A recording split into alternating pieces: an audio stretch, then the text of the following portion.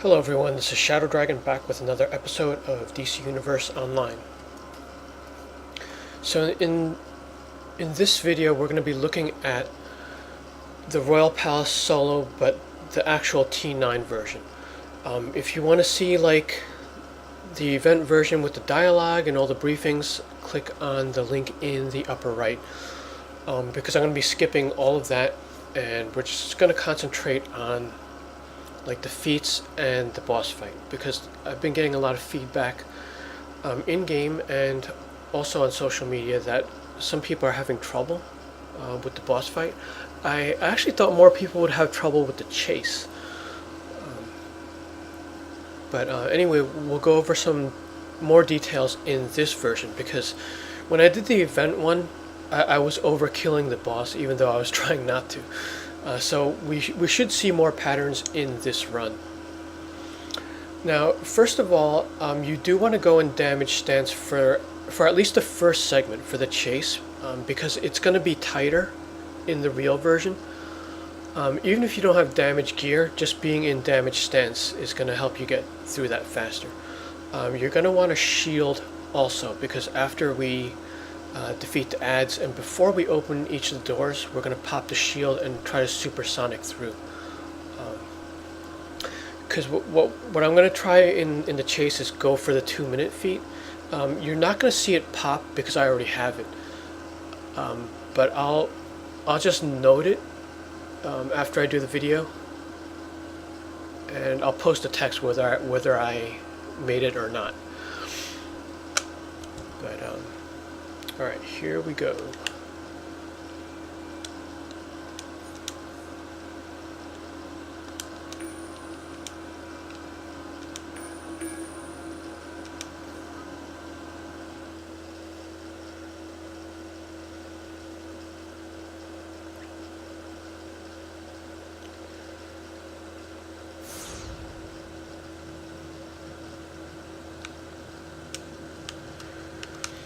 Alright, so this is the cutscene skip. Make sure you hit that if you want to save like a few minutes. But you can't skip this part. Hello, friend. Thank you for coming. There are few people besides Merc who have a trust to guard Mara. You forget, dear husband. I need no one's protection. Our friend here is to be recognized for acts of heroism. As you say, Mara, but this tribunal is shaping up to be more of a witch hunt than an awards ceremony. Now, brother, let us hear what the council has to say. Perhaps they've finally recognized which son of Atlan is worthy to sit on the throne. Glad to see you still have a sense of humor, brother.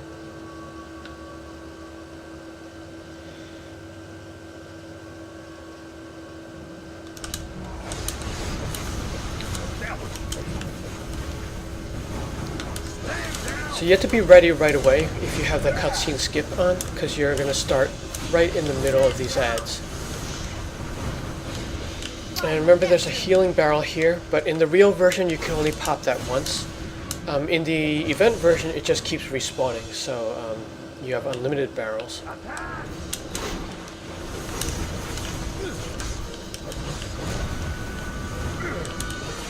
But this is sort of made so that you get past it, because they want you to do the chase, so they don't want you to die here. You actually don't have to fight these guys at all. You could just block the whole time, because this whole thing is just timed. After a certain point it goes immediately to the chase, like it'll fade out and go to the chase, no matter what you do here. But I think it's good to battle it out, because like especially if you just entered the game, you want to work your supercharge up for the boss. The surface makes you weak. Fight Poseidon.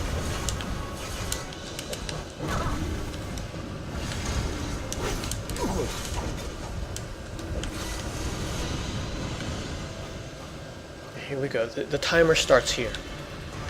Nothing can stop the Crown of Thorns. It is an ancient forbidden magic from the time of Orion. Nice try.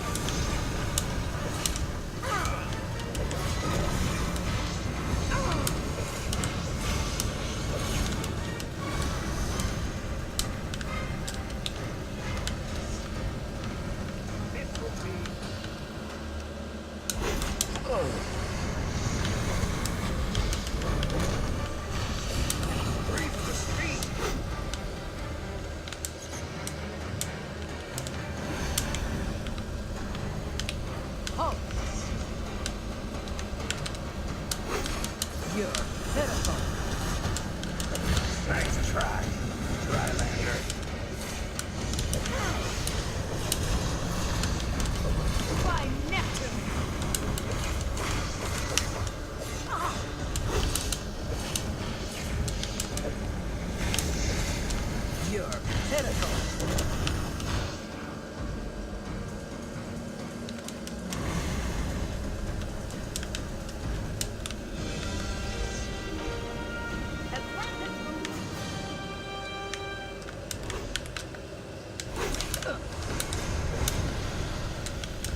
Treason to speed.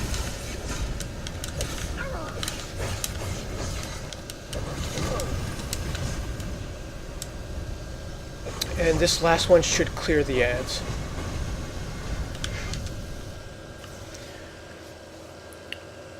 Alright, so I think I did it on that one. I'll know for sure when I look back at this video, and then I'll post my time here. But usually if you pop the shield after each door and you supersonic through and you're able to pop the shield on the last door, that should guarantee the 2-minute feat. Okay, so what I'm going to do here is, let me get out of the other loadout, which I customized for the chase.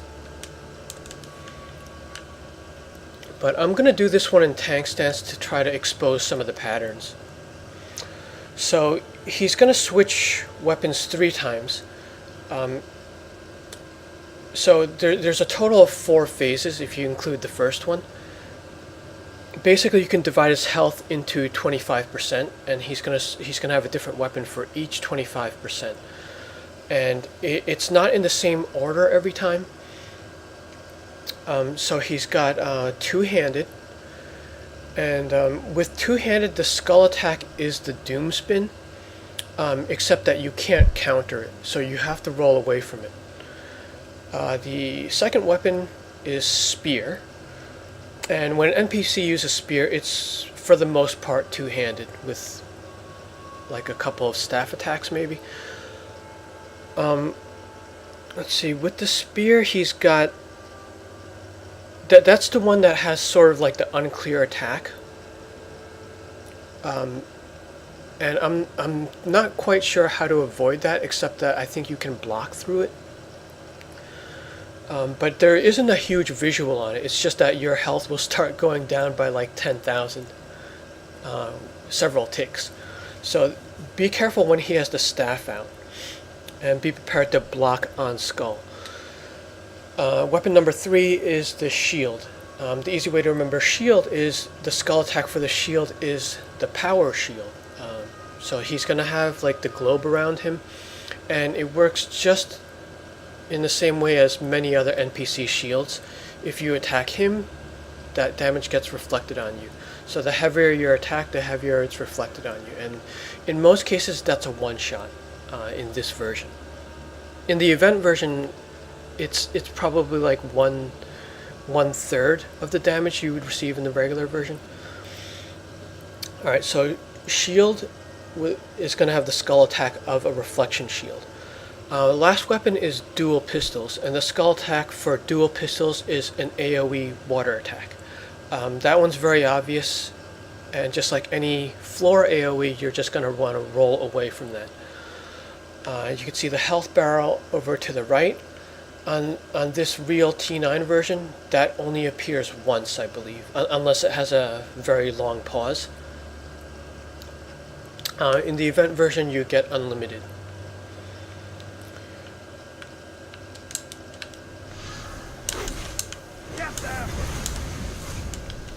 Alright, so he's starting with two-handed. You can counter them, counter the weapons as usual. And roll away from the skull.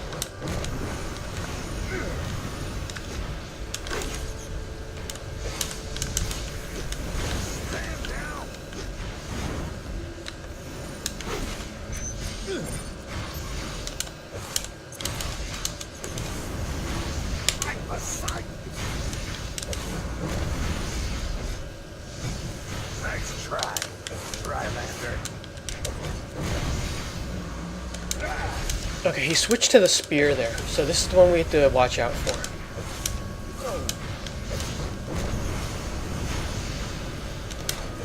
His weapon switching is a little bit bugged because sometimes you kind of overkill him. Okay, that's the attack there. Look at the ticks. 10,000. And it just keeps going too.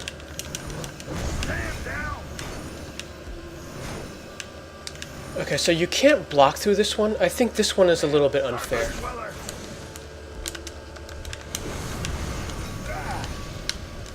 So let's pop the barrel.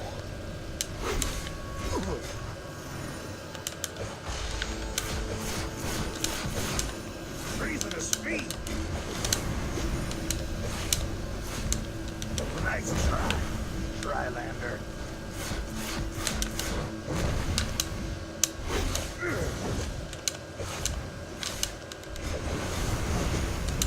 That was Alright, it looks like for dual pistols he also had the same skull attack as the staff. So we're not going to get to see the water attack. Let me see if I could drag out a bit more. So dual pistols, he might have the water attack or he might have the duplicate of the staff attack.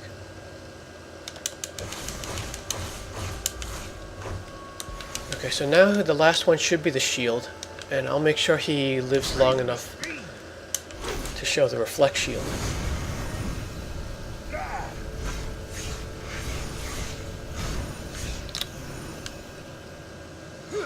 Okay, so don't attack him when you see that. And he'll get like 2 combos off there. Just block through the whole thing and then you can attack after he's done. nice try, Drylander.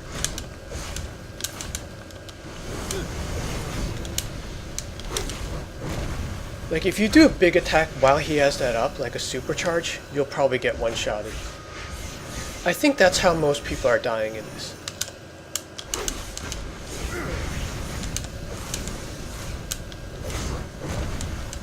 Right beside you.